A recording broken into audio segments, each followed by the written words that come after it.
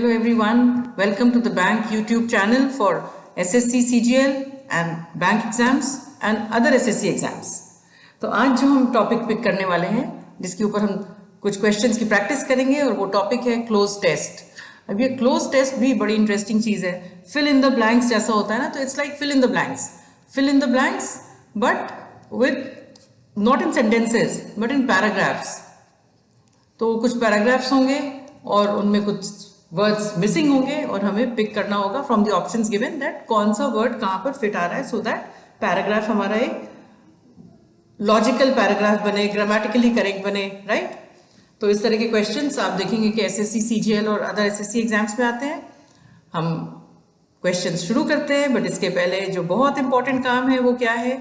अगर आपने अभी तक लाइक और सब्सक्राइब नहीं किया है हमारे यूट्यूब चैनल को तो प्लीज़ कीजिए, लाइक कीजिए, सब्सक्राइब कीजिए to the time for bank Hindi channel, YouTube channel. अब ये इसके साथ में एक और काम करना होगा. इसके साथ में प्लीज़ बेल बटन भी दबाइए सो दैट जो न्यू वीडियोस जब हम अपलोड करें तो आपको उनकी सारी नोटिफिकेशंस इमीडिएटली मिलती जाएं.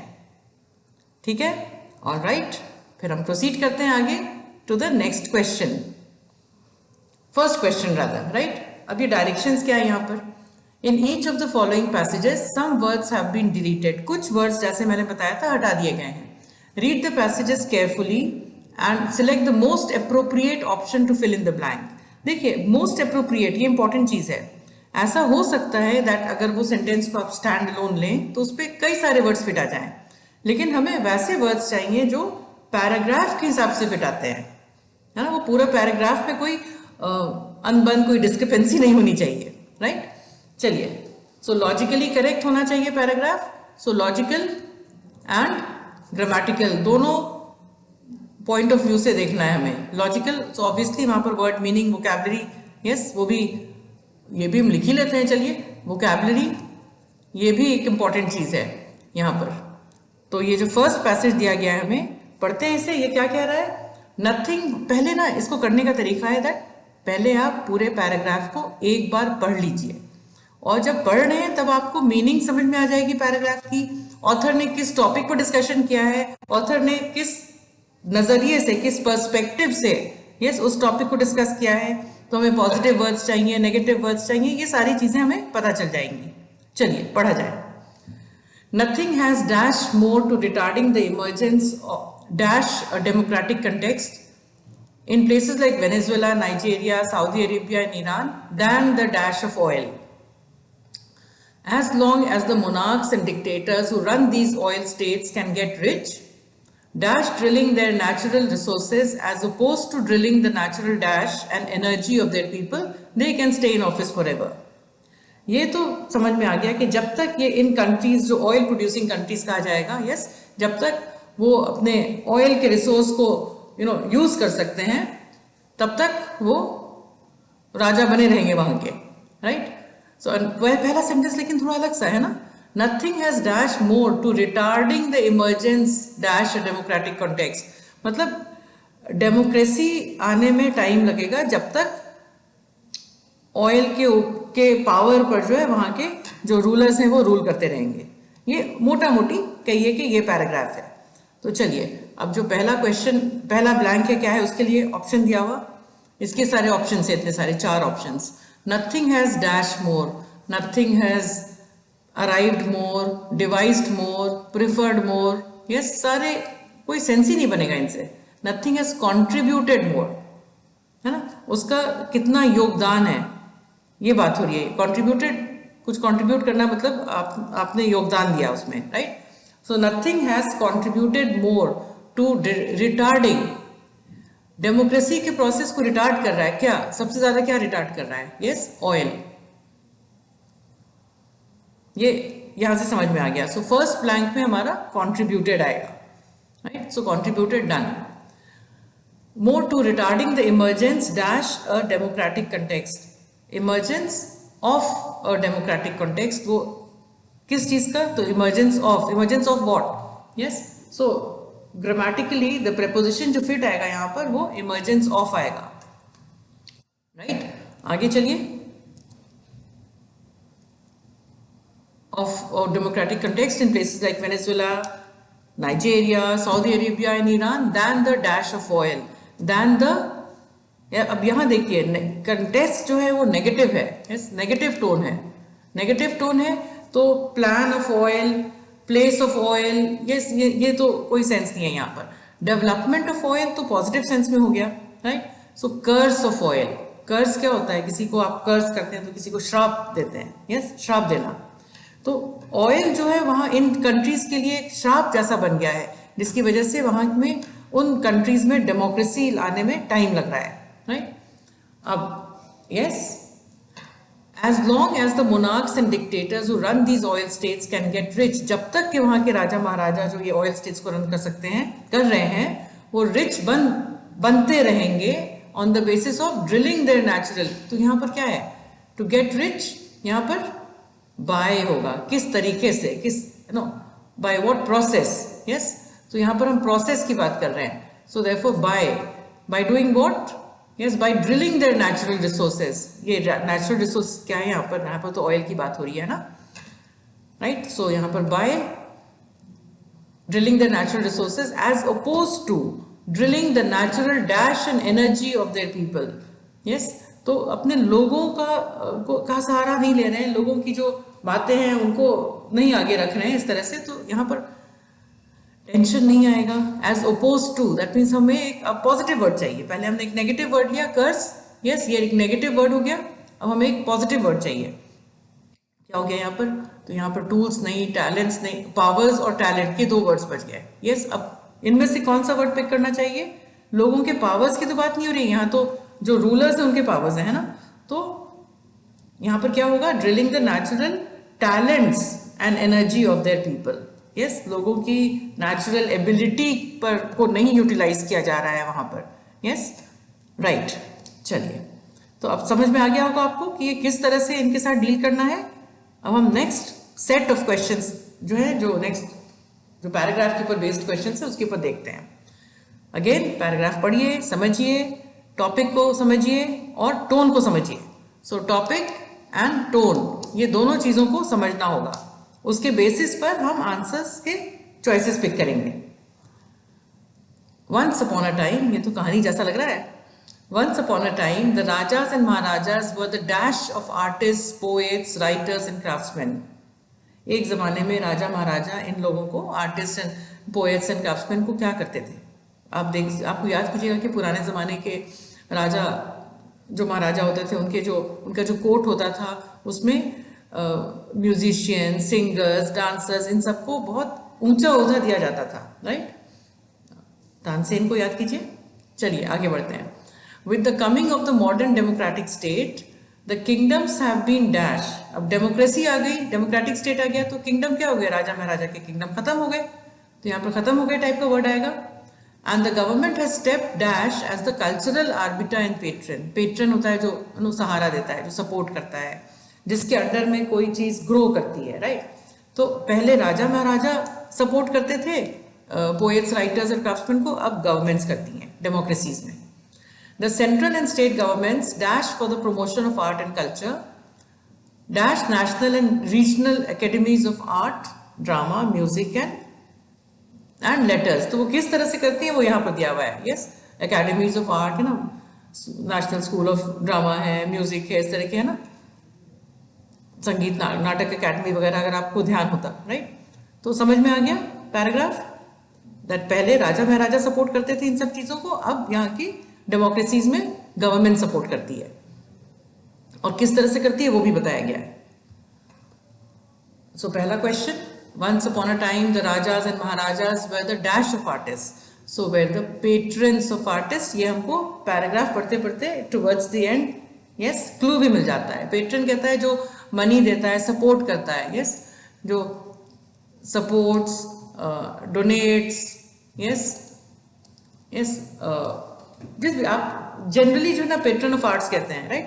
लिटरेचर, पोएट्री, पेंटिंग, इस तरह की चीजें जो यहाँ पर लिखा गया है, म्यूजिक, तो ये तो फिक्स हो गया। रिफ्यूजी जो होते हैं, जो एक कंट्री से भाग करके दूसरी कंट्री में पनाह लेना चाहते हैं, यस, दूसरी कंट्री में अपने को सेफ महसूस करने के लिए जाते हैं, क्योंकि अपनी कंट्री में वो सेफ नहीं होते हैं, वैसे लोगों को रिफ्यूजीज कहते हैं। फाइनेंशियर होता है जो पैसे देता है फाइनेंस करने के लिए। फाउंडर्स यस जो किसी चीज को स्टार्ट करते हैं। अब आगे, with the coming of the modern democratic state the kingdoms have been dash, वो किंगडम्स क्या है, खत्म हो गए, राइट। तो किंगडम्स हैव बीन रिजेक्टेड, नहीं अपटर्न, यस अपटर्न, ठीक है, ये वर्ड भी नेगेटिव है, लेकिन किंगडम को अपटर्न आप नहीं कर सकते हो। Yes kingdoms have been overtaken, no kingdoms have been dismantled, अब वो नहीं रहे, यस टूट कर बिखर गए, राइट। तो यहां पर आंसर ऑप्शन 4। आगे, and the government has stepped dash, यहां पर फ्रेजल वर्ब आ गया। Yes government has stepped in, to step in मतलब किसी को, टू स्टेप इन मतलब उस किसी की जगह लेना, yes to be a substitute, yes. तो अब किंगडम्स में राजा महाराजा की जगह पर अब वो गवर्नमेंट्स ने वो जगह ले ली है, right, as the cultural arbiter and patron. आगे next one, the central and state governments dash for the promotion. अब क्या करती हैं वो कोशिश करती हैं, राइट। तो पे तो नहीं होगा और सेट नहीं होगा, ये दोनों इमीडिएटली आउट है। ट्राई फॉर द प्रमोशन और स्ट्राइव फॉर द प्रमोशन, ये देखिए स्ट्राइव का मतलब भी कोशिश करना होता है, ट्राई भी हो गया कोशिश करना, लेकिन ट्राई वर्ड फिट नहीं आएगा बिकॉज उसका यूजेज इस तरह से नहीं होता है। ऐसा तो नहीं कि वो कोशिश कर रही है और कर नहीं पा रही है। स्ट्राइव मतलब एक गोल है, उसको अचीव करने के लिए उसको, है ना, तब मेहनत कर रही है उसके लिए, यस दैट इज स्ट्राइव, किसी चीज के लिए मेहनत करना। तो यस करेक्ट आंसर स्ट्राइव। यहां पर art and culture dash national and regional academies, किस तरह से कर रही हैं, क्या कर रही हैं, ऐसी कौन सी कोई पॉलिसीज ला रही हैं, क्या कर रही हैं, किस तरह से, यस वो बता रहा है, नेशनल एंड रीजनल एकेडमीज वगैरह के थ्रू, वगैरह के through, yes right. So yes correct answer is through, between दो लोगों के बीच में, यस अमंग मेनी पीपल। पहले हमने किया था एक बार, एक और वीडियो में आपको याद होगा, each other and one another. So between जो है वो ये between for two, use for two, and among use for more than two, yes for more than two. और बिसाइड क्या होता है, बिसाइड होता है नेक्स्ट टू।